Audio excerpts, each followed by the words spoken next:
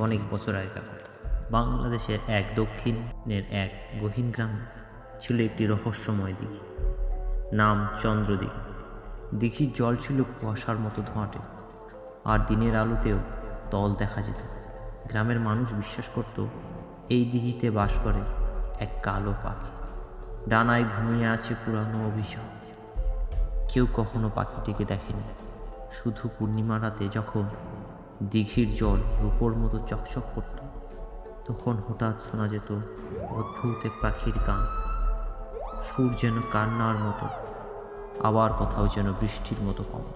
এই গ্রামে এক ছেলে ছিল, নাম আদিত্য। সে ছিল অন্যরকম, শান্ত, কিন্তু চোখে এক অনন্ত কৌতূহল। তার দাদু ছোটবেলায় বলতেন, চন্দ্রদিঘি শুধু দিঘি নয়, এক দরজা দুই জগতের মাঝে। তবে সেই দরজা খুলতে পারবে কেবল যার হৃদয়ে ভয় নেই। এক রাত্রে আদিত্য দিঘির ধারে গিয়ে বসে।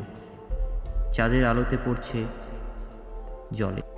হঠাৎ চারপাশ নিস্তব্ধ হয়ে আসে, আর দিঘির মাঝখান থেকে উঠে আসে এক ছায়া, এক কালো পাখি, যার চোখ জ্বলছে আগুনে। এই গল্পটির পরবর্তী পর্ব পাওয়ার জন্য ভিডিওটি লাইক করো এবং চ্যানেলটি সাবস্ক্রাইব করে আমাদের পাশে থাকো।